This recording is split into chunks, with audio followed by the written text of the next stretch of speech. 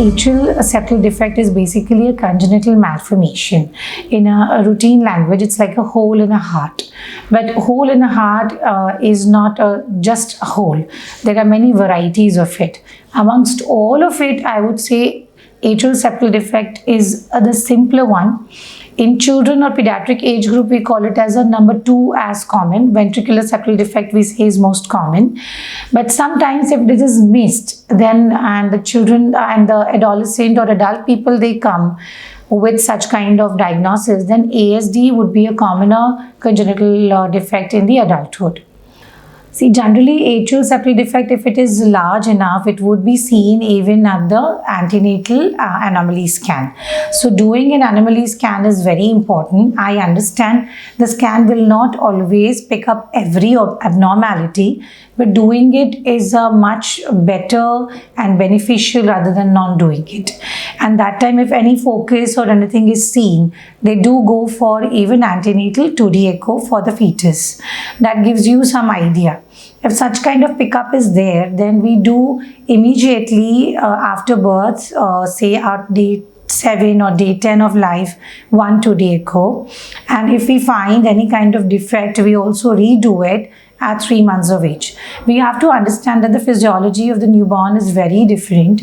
The heart sounds and the milieu, they changes after few months. So if the atrial septal defect is very large, then it can cause a lot of problem in the children first 2 years of age.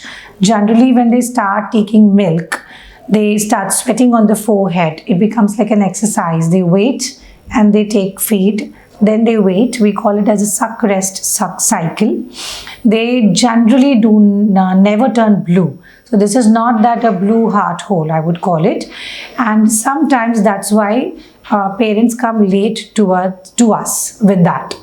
It also causes lots of respiratory infections. Maybe we call it as a recurrent pneumonia. So the children are having more than say 3 pneumonias in a matter of 6 months in the first 1 year of life.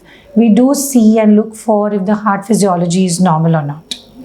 Are there any symptoms or warning signs that the parents should look for? Yeah, the parents have to look for excessively forehead sweating, baby becoming tired during feeds, taking breastfeeds, and baby not gaining weight. Once diagnosed, of course, they have to look for the pediatric cardiology opinion, and depending upon the condition, the pressures, etc., and the investigation, the cardiologist can go ahead with the variety of treatments. They have nowadays a device closure, which is easy treatments. Every ASD does not require an open heart surgery or something like that. See, ASD can be an isolated atrial septal defect, which is the 2 smaller compartments of the heart and the defect between them, or it can be a part of larger picture, like a complicated heart disease, which also has an ASD. So comparatively, an isolated ASD can be treated with a device closure, which is an easy one.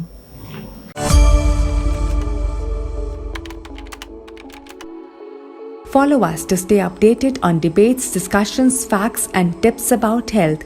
Click on the subscribe button and the bell icon for latest updates.